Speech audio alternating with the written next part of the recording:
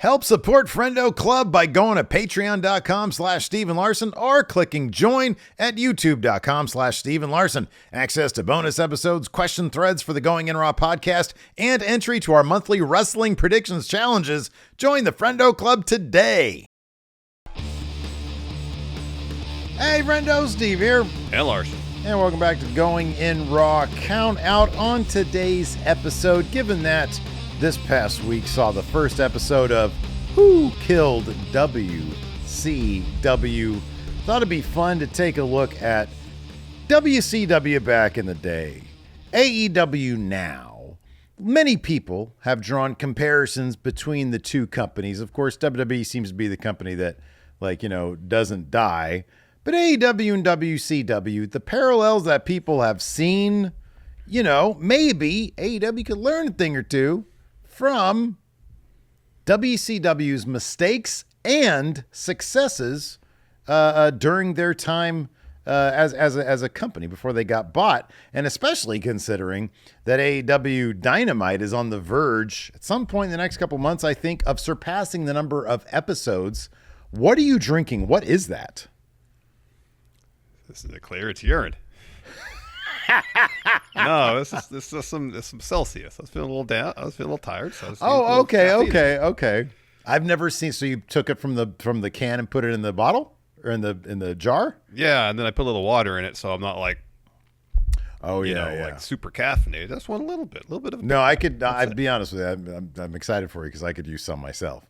I could drive over and get you the rest of the can. This is only half a can. You can have the other half of a can. Awesome. Well, maybe later. I mean, it sort of defeats the purpose. I just need it for this podcast, but I don't have it. Anyways, we're going to take a look at what AEW could learn from WCW, Larson. Yes. All right. Well, let's go ahead and dive right into it. Number 10. 10. Overspending on talent / roster bloat. So, probably a year ago or so, I did a video over at WrestleJuice where I looked at Hulk Hogan's contract from 1998. Yeah, with WCW, and it's funny because I think I titled the video "The Worst Contract in Wrestling," and I was corrected in the comments at the time. People saying, "I don't know, Steve. It sounds like a pretty awesome contract." Well, it's great for the Hulkster. Right. Probably bad for just about everybody else. And Larson, usually you and I are the first persons to stand up, the first people to stand up and say, hey, you know what? Get what you can from the company.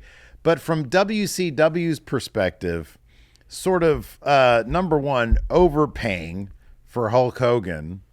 And number two, that contract really hamstrung the company because of the creative control clause in it, where Hogan basically got to do kind of whatever he wanted to do, and that played out in the real world in various situations. Yes. Starrcade 97, which I know predated the contract, but I think he still had that. And then, of course, Bash at the Beach 2000. Mm-hmm. Mm-hmm. There's that, and obviously another aspect of WCW's contract is some of the higher paid talent had the favored nations clause, where if someone came in, made more, they would get a bump in pay. Mm-hmm. Yeah. So from that vantage point, you have a payroll potentially spiraling out of control as you bring in more talent, more free agents. We've already seen in AEW with the size of their roster being so large, even with 5 hours of weekly TV, there's a lot of talent just not on a regular basis. They'll go months without being on TV, months without being in any sort of meaningful storyline or feud. Mm-hmm. And it's so the danger is they're going to rely AEW, much like WCW did for large spells, relying on the same main event talent because they're the ones generating the numbers. Mm-hmm. But it's a situation where if you don't invest the time to develop talent, well, of course, the household names be the ones generating the numbers because you're not taking the time or spending the creative energy to introduce and create new stars. Yeah, with AEW, it's been kind of a blessing and a curse because there's been, spells where, there's been a massive amount of injuries. And so having a roster with such depth really does help them. But also, like you said, you're also in a lot of situations, there's large stretches of AEW where certain talent just simply isn't used. And therein lies sort of a problem. But yeah, and you got to wonder, in terms of having these contracts that are pretty large, if you're then if you feel beholden to those contracts / talent, because like you spend a shit ton of money, you bring somebody in, there might be somebody who's not making as much money but is pretty hot. Then where do you put the push? Exactly. Yeah. So yeah, that's something that WCW had issues with, yes. And maybe AEW does as well, but maybe they can look at and all that and change it. Let's move on now to number 9. 9. Use outside talent sparingly. When I think of WCW back in the day, Yes. they used to do talent exchanges with other companies. They would do. They had a relationship with New Japan. They had a relationship, I believe, with AAA back then. Yeah, they did. Yeah, they had a relationship with AAA. And so from time to time, you would see that talent come over or go over there. Of course, there was NWO Japan, which was a pretty cool thing. But you'd get some pretty decent sized stars coming over to WCW, but it didn't get to the point where they would focus entire months at a time on this talent from the outside that people might not have been too aware of. It's one thing for somebody to come in and be like, oh, that's kind of cool. You got this guy coming in from this company to have a match. And then the WCW wrestler would sort of continue on their own story. It was, an exhibition, but also it was a way to showcase the WCW wrestler. And you'd get more information from them. You'd get more of a story from them, as opposed to in AEW's case, especially in the case of this Blackpool Combat Club CMLL thing, it just seems like it's never ending. It's just going on and on and on. It's never ending, and it's not going anywhere. The outcome's always the same on AEW television. Blackpool Combat Club wins. Yeah. Yeah. And there doesn't seem to be a give and take in terms of the rivalry, where maybe some CMLL talent will beat Wheeler Yuta or something like that. Yeah. The only match I believe that Blackpool Combat Club has lost in this feud, if you want to call it that, was the show in Arena, Mexico, and Matt Sydal took Wheeler Yuta's place in that match. Yeah. Like he's not even a member of the Blackpool Combat Club. Right. Yeah. So it's I appreciate that Tony Khan, much like Eric Bischoff, wants to introduce the fans of his promotion to new talent from around the world. Yeah. But it's how that introduction is executed and how those talents are best utilized. Right. And now we're here. We're entering Forbidden Door season, where we're gonna get a lot more talent from New Japan, from CMLL, maybe AAA. Seemingly, Tony Khan's patched up all that. Or Tony Khan and/or Rocky Romero. So we're going to get a lot more Stardom talent too. We've seen Mina Shirakawa make several appearances on AEW TV, and I think for the most part, they're utilizing her in an existing story to advance that story, which is a good utilization of outside talent. Yeah. Right. Yeah. Having a series of exhibition matches where there's not really a story unfolding. It's just on our program, our guys are going to win. On your program, your guys are going to win. That's you're not really advancing story for anybody involved. You're not advancing Blackpool Combat Club's story. Right. Yeah. You're not advancing a story between the promotions. You're just having matches. Yeah. The matches might be good. They might be entertaining. Yeah. But we want more. We want stories. We want wins and losses to matter. If this is gonna be like playing out over a series of months, let's get some more vignettes. Let's get some more backstage interaction. Let's get, some amount of who are these people? Like what's their dynamic amongst each other, and how will that relate to what's going on with the AEW side of things? And I think that kind of implementation would be much more interesting. And I'll be honest, I can't really think of a time when WCW back then had something. And granted, they didn't have their own, Forbidden Door type concept where they would have, like a big super show, at least not to my knowledge, at least not on WCW programming. It's possible they did something more elaborate, in the other, territories that they were doing the talent trade with.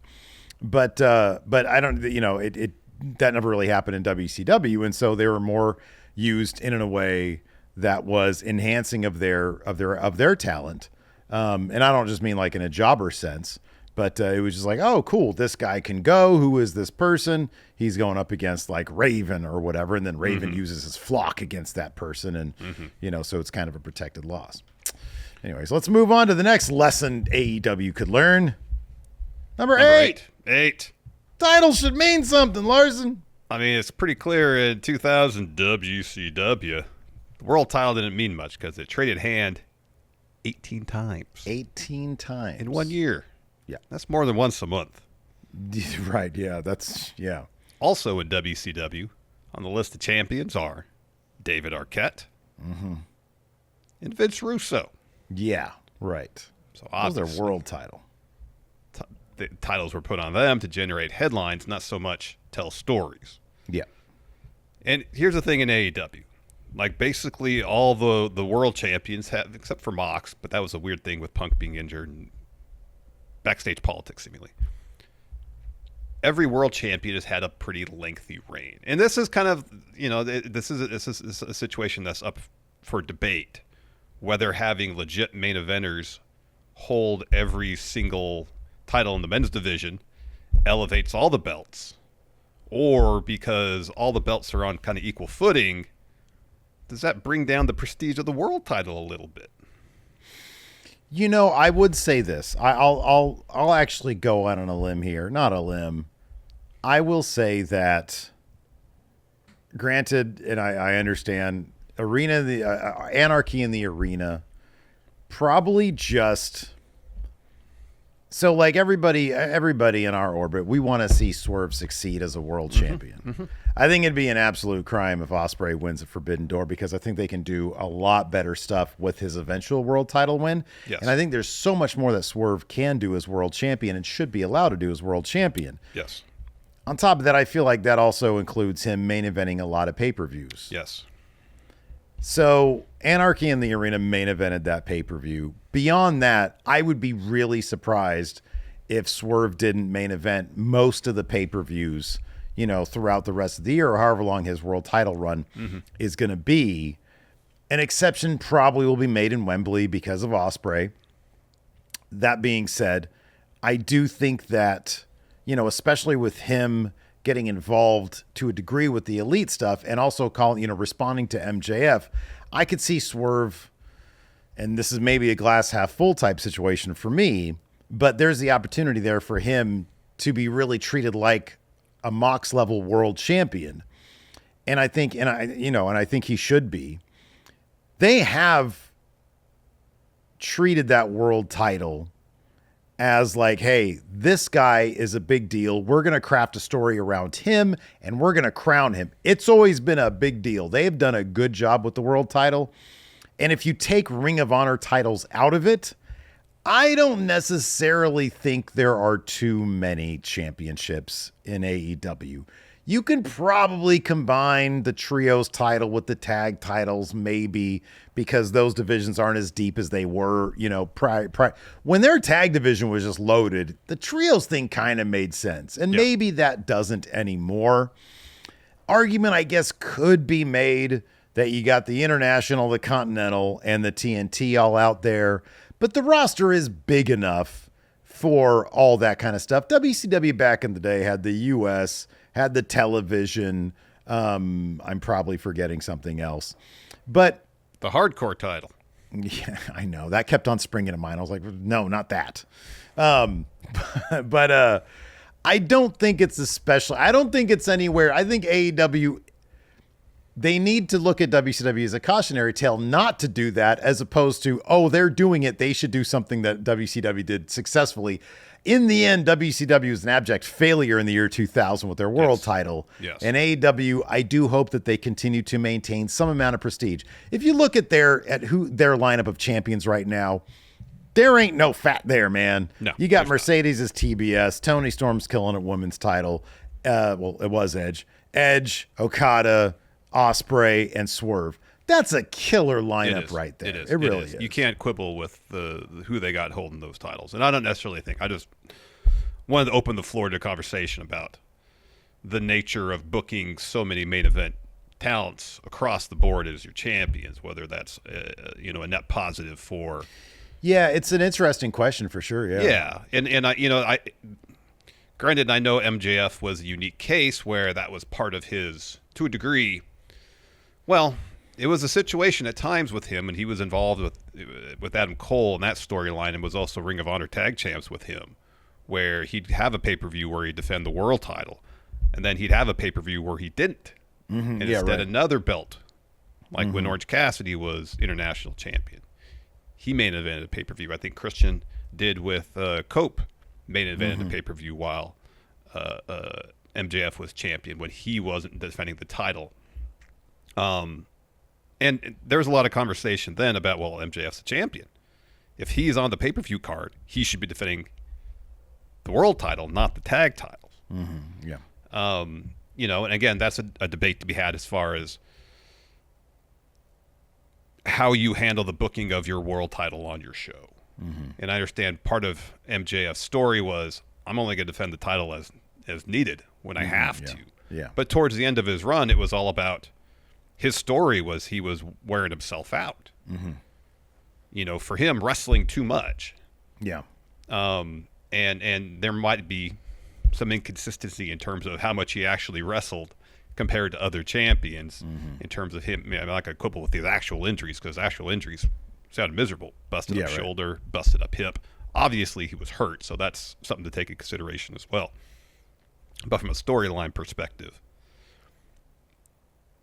having someone whose motivation is to not wrestle unless necessary, is that a situation where then every match he has is elevated because he doesn't wrestle very often, or a situation where he doesn't defend the world title all that often, but at the same time he's wrestling all these tag matches?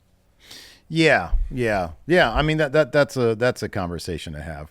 I do think that I understand that, like, to a degree, you've got three dudes right now who are all kind of on the same level, and they're all champions. And to your point, I totally understand what you're saying there. So yeah, I don't know. I don't know how they're going to handle that.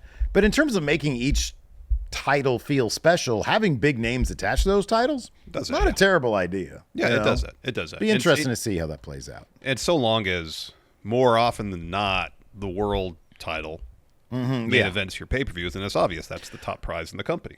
Well, also, you look at the actions of the people with those titles. Osprey got into that gauntlet so he could get the world title. Like, the international title's not enough for him. He wants the prestige. So they do view it. Prized. Yes. Yeah, they do view it in that way. So they're doing pretty good there. They're learning their lesson. Anyways, let's move on here. Number 7. You can't be relying on the inside baseball. No, that's where Russo really went overboard. Everything. Work shoot. Is this real? Like, it's fun to an extent to play with the conventions of pro wrestling storytelling and the idea that what you see is scripted entertainment. There's a way to do that at times, not exclusively, that and when done in a clever fashion could be effective. But Russo would just hammer you over the head with, oh, hey bro, we're following a script. There was that time where he was like, is Goldberg going to follow the script of the match? Yeah, right. Yeah.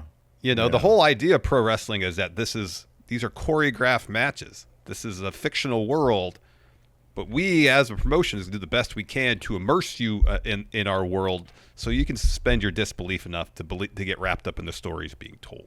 When you mention people getting clever with it, I think of Toni Storm busting out the script for her opponents, and then that's very clever. Like, yes. What the hell is this? Because it fits her character. Yeah. Right. Yeah.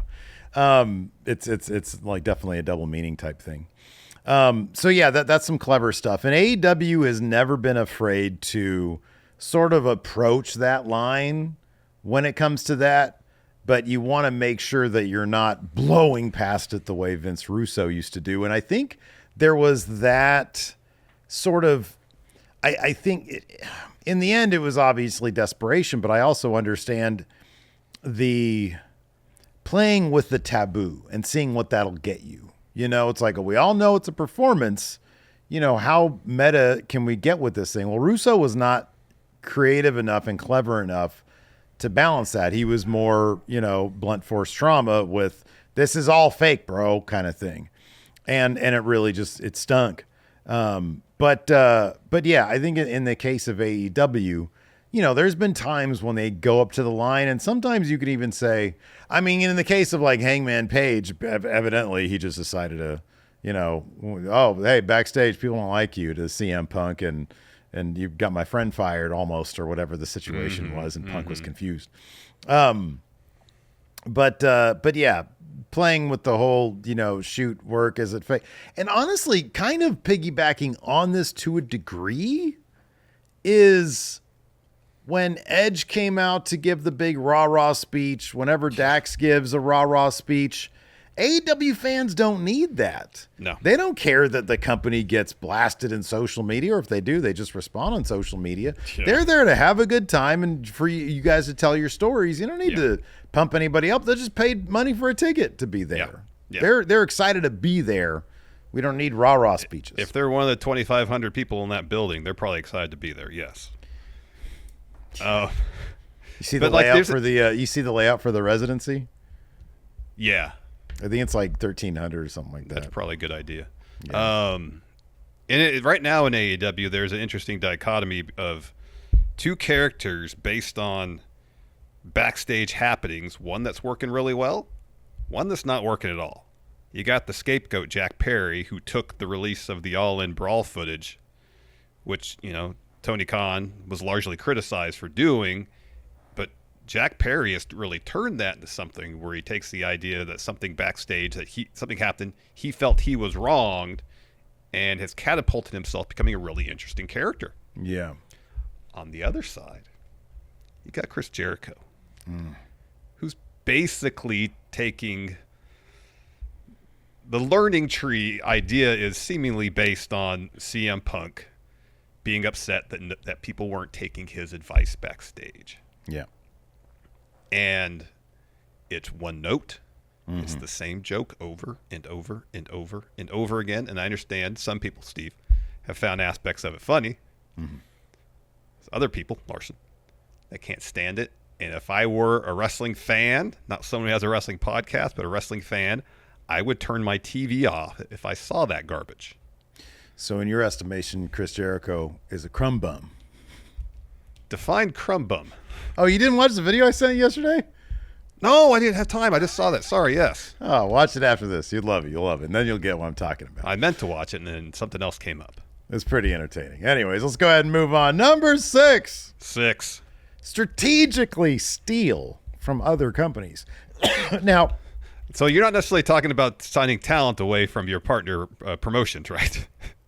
I mean, that would be strategic, yes. But no, I'm saying look at what other people are doing that works, and without blatantly ripping them off.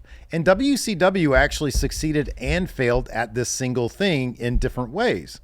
On one hand, Eric Bischoff looked at what some of the things that worked in ECW, for example. Look at these luchadors. So I was looking this up the other day because I was thinking about ECW, and I was like, for the life of me, I can't really think of any matches, between AEW and even WCW and WWE. I can think of a ton of really highly rated matches that people go back and they're like, oh, remember Eddie versus Ray at Halloween Havoc? Remember Angle versus HBK, et cetera, et cetera. And I can't think of any for ECW off the top of my head. Probably the matches are most finally remembered are probably the RVD Jerry Lynn matches.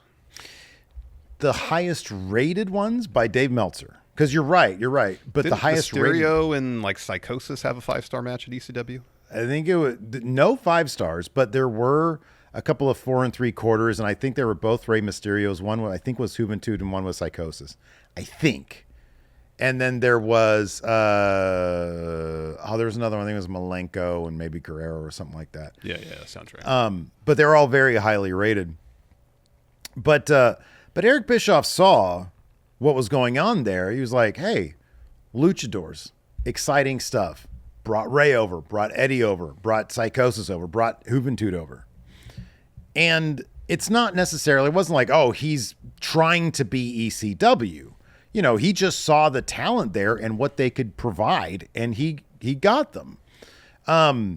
Later on, when WWF was having all sorts of success, for example, with the hardcore division, WCW was like, we want to do hardcore, and it became a joke. It was silliness. It was. Similarly, I never understood the whole idea of, oh, well, standards and practices, they're on our asses. We can't do what we want to do. Largely, I think because they wanted to do WWF Attitude Era stuff, when if you look at 97 WCW, they didn't need to be doing that. The stories were just good. It was like a stand-up comedian who relies on, you know, saying bad words versus ones that are just fucking funny and don't need to. They had a good thing with the stories they were telling in 97. So once WWF started, oh, we start doing this, that, the other, WCW, they did their fair share of TNA, for example, not the wrestling company, but you know what I mean? Salaciousness. And it just fell flat. It was like, dude, this isn't what you do good. So it's entirely appropriate to look at the competition and say, hey, how can we have our own bloodline, for example? How can we have our own long-term storytelling? Like Bischoff said in the documentary, they were doing a long-term thing. I wanted to do a long-term thing. Yeah. And so it's entirely appropriate to steal from others. Just do it in your own way, and do it in a way that makes sense for your company, not in a way that just comes off as aping the other company. Yeah. I mean, going back to Bischoff, I mean, the whole idea for the NWO was based on an invasion angle in Japan. You know, he saw that, took inspiration from it. Thus, the NWO was born. Yeah. So yeah, there's countless examples of Bischoff looking at the broader wrestling landscape and taking aspects that he liked, especially in 96, 97, probably early 98. You know, he brought in Raven, some other people from ECW. You know, I mean, WWF did too. And even WWF during this era. A lot of the Attitude Era can be traced back to what Heyman was doing in ECW. Oh, yeah, big time, yeah. So if Tony Khan looked across the wrestling landscape, and you mentioned WWE telling longer form stories, more interesting, complex characters, you don't have to beat for beat take the Bloodline story and recast it with talent in your promotion. You just take the idea, let's develop a long-term story about the interpersonal tension amongst a group of people and find ways to keep that interesting and develop interesting characters and have the matches inform what happens next. And then what happens next inform the following matches. Yep. Yeah. I mean, exactly. it seems like it'd be straightforward, but you know, I'm sitting here, I don't have to book 5 hours of television every week, so. Yeah, that was probably shit. Probably that probably more could have been on. difficult That probably could have been on here. Don't do Thunder, and then they did it, but that happened years ago. Anyways, we'll move on. Number 5. Sometimes you got to move on from your older talent. And when I say older, I don't even necessarily mean an age, although that is definitely something. But when you think about the younger talent that WCW had, the mid-card talent that was winning the United States Championship, the TV title, et cetera, even the Cruiserweight title, which was like kind of a mid-card-esque title, wasn't strictly for, I think, Cruiserweights. When you look at that ceiling, it was, you know, Bischoff had brought in 90, and I understand time moves fast, but he had brought in, you know, Hogan, and basically WrestleMania 3, Eric Bischoff basically brought into WCW. You know, he brought in Hogan, he brought in Savage, et cetera, we all know.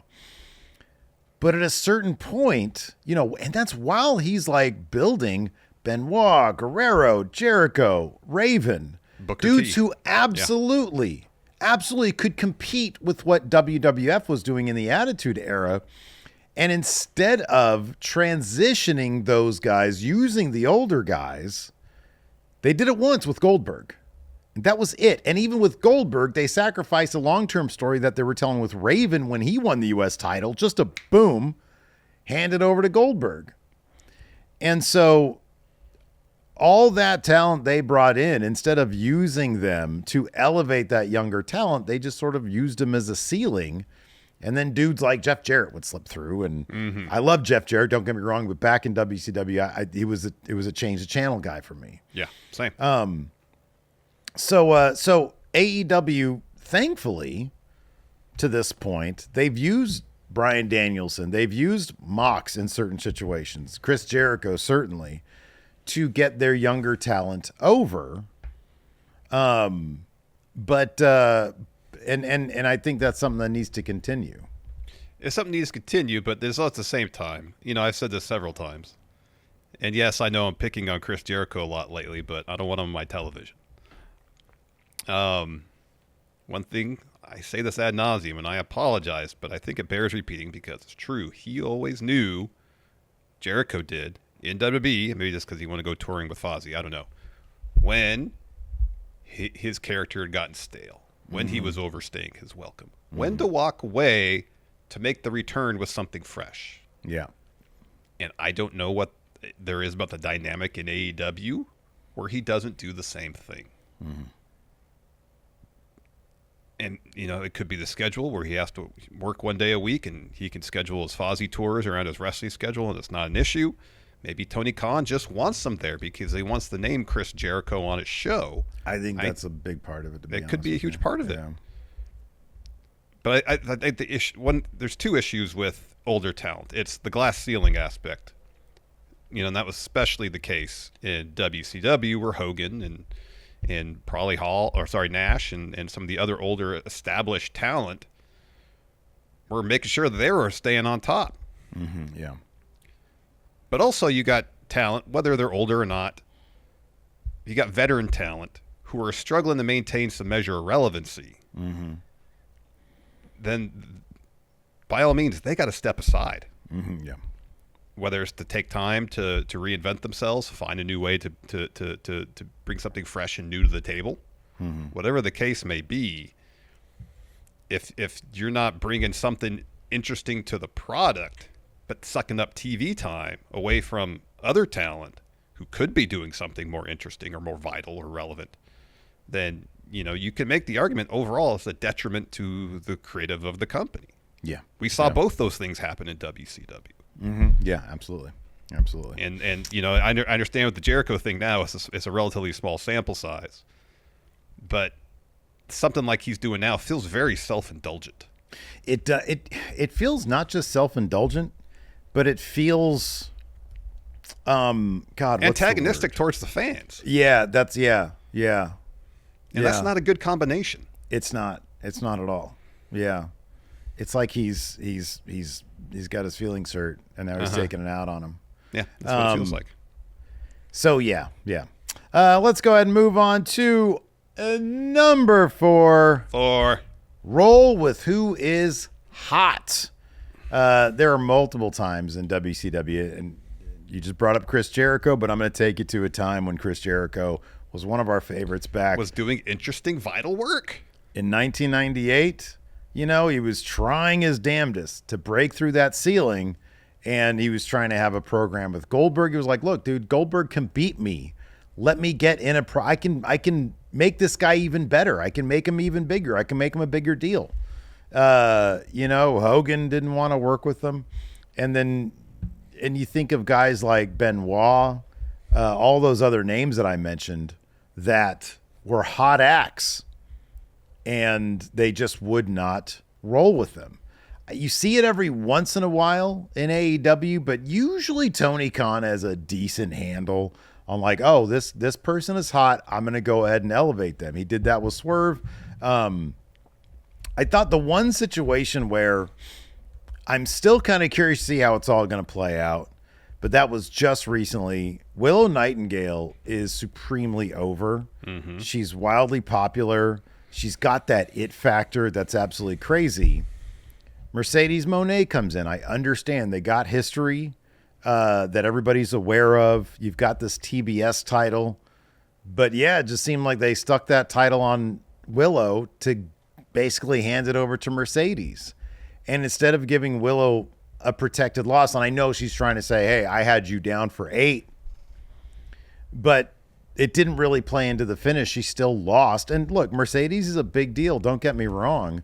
But Willow's been there the entire time building up that popularity, that stock with the fans. And it feels like that TBS title run just got stunted because he just spent a ton of money on Mercedes Moné. Mm-hmm. I mean, going back a bit further, you got the Acclaimed, where they had their first tag title shot against Swerve in Our Glory. They lost, rather than calling it audible. But then at Grand Slam, they won. But then they had them lose the belts to the Guns. And the Acclaimed have never really regained their footing in terms of being one of the most popular acts in the entire company. Because when they were tag champs, you could make the case that they were probably the most popular act in the entire company. Oh, absolutely. Yeah, 1,000%. I think another case would be Daniel Garcia. We talked about this bit on the show today. We're filming this on Thursday. But Daniel Garcia, when you think of parallel, different company, Otis, and the reaction he got by standing up to Chad Gable and how much bigger it's going to be once that really pays off.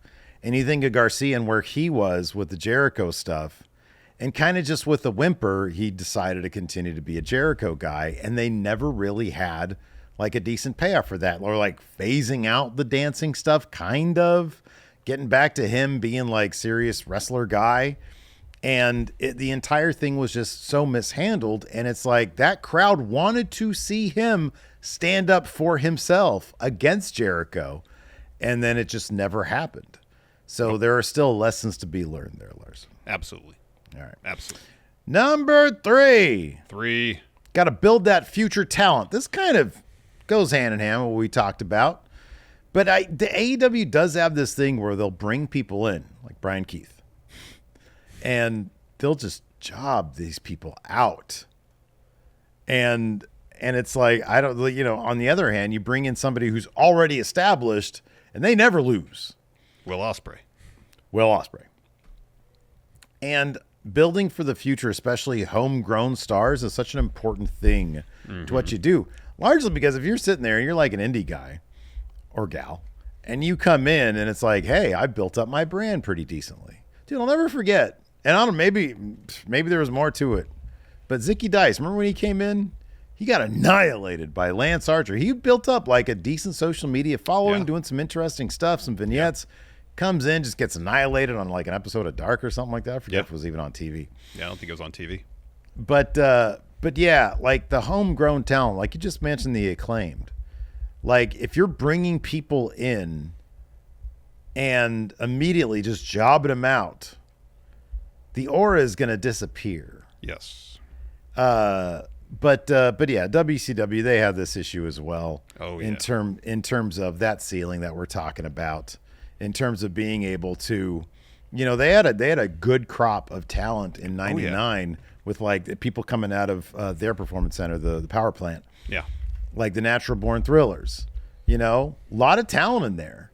But like they just sort of all lumped them together, put Kevin Nash in as their boss or as their manager, and then like I granted it wasn't a whole lot of time between that and I know there was the Russo Bischoff era, et cetera, but yeah, you got to build up your young talent and you got to make sure that you're building them up in a way where you're willing to get them big wins to advance them to that next level. Yeah, especially. We saw this during the Attitude Era with WCW. We're going to see this now that there's so much competition for talent between AEW and WWE, where if a talent is feeling underutilized, here's an example right now, Ricky Starks. Tony Khan just said, I'd be great to have Ricky Starks back on TV. Yeah, what is that? So Ricky put hurt? Him on. Yeah, so put him on. What's the issue? It's your show. I know. And he may very well have a contract coming up soon. Ricky Starks is one of those guys that has all the ingredients to be a massive star. Mm-hmm. You had him feud with CM Punk. I understand Punk got fired during the midst of that feud. I get it. Mm-hmm. Yeah. He won the Owen tournament last year. And then he had a fun series of matches with Brian Danielson. Their strap match was great. It felt like a blow-off match, and it's the first time they've ever been in the ring together. Yeah. And even after that, he starts a tag team with Big Bill. And yes, there's some entertaining stuff, but they have this random title win over FTR. Yeah. And then they lose the titles to Sting and Darby, kind of unceremoniously. Mm-hmm. And Ricky Starks has basically not been on TV since then. Yeah. Yeah. And if Tony Khan wants him on TV so badly, why don't you book him for your show? You should probably put him on the show. Put him on the show. Yeah. That's weird. If you're okay, let me ask you this. Let's say it's your company and you know for a fact that somebody who's really talented, they want out. You know, it's like, okay, I understand. I haven't exactly used you properly, probably not to the way I wanted to. You're out the door. I'm not going to use you because I think it'd be detrimental to my business.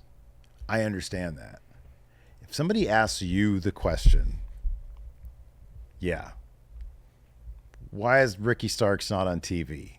Instead of saying, oh, I'd love for him to be on TV, what would your answer be? What should Tony Khan say in a situation like this? I'm honestly surprised he didn't say something along the lines of, oh, Ricky's great. He's a fantastic talent.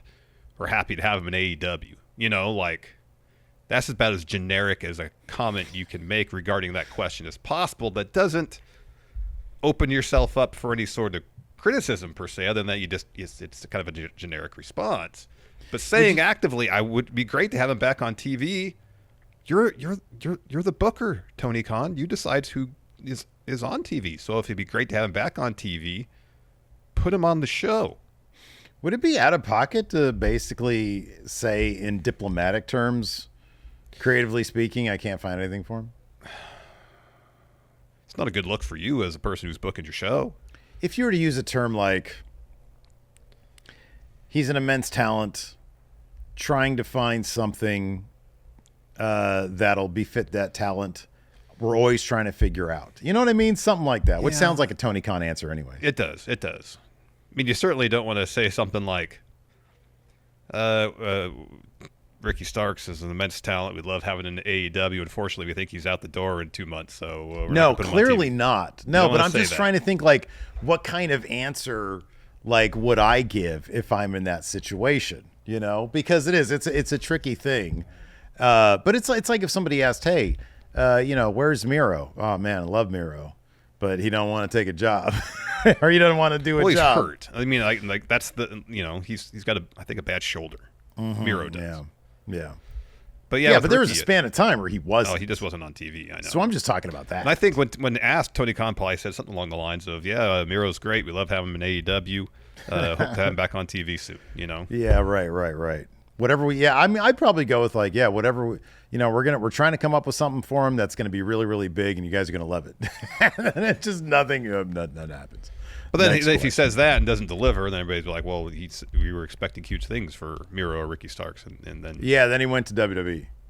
Yeah, and that's what I would say, because that's the truth. Yeah, well, then he went to WWE. I had big things for him. I had it written down. Look.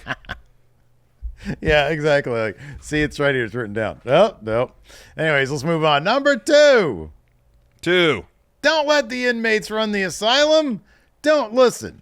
Man, you can't let the Elite and Jack Perry and Kazuchika Okada put you in a closet, Tony Khan, or drop you with a Dave Meltzer driver. For reals, you mean, though? Not kayfabe. Oh, I mean for real. Yeah, because allegedly that happened to Eric Bischoff. And I think it was Kazarian recently who used the term inmates running the asylum. Yeah, he did. He said it was, yeah. And one thing that's been a constant throughout the existence of AEW was seemingly, we're not there backstage. We don't see it. We don't have first-hand experience. But seemingly, and I think what Kazarian was talking about speaks to this, is a lack of leadership and structure. You know, and that seemed to be prevalent at times in WCW. You mentioned the Outsiders. Mm-hmm. You know, putting Bischoff in a broom closet or something like that. You had Hogan with, I understand it was in a contract, creative control, but making efforts to potentially derail long-running stories for his own sake, so he doesn't look like a loser, essentially. You know, right? Yeah. trying to get Nick Patrick to not do the fast count in Starrcade 97. Lobbying several times to have creative change for his own benefit. Yeah. You know, and there's been a lot of stories we've heard, and you know, through reports of potentially a lack of structure backstage in AEW. There's been fights, you know, obviously Brawl Out, the fight that happened after that, All In.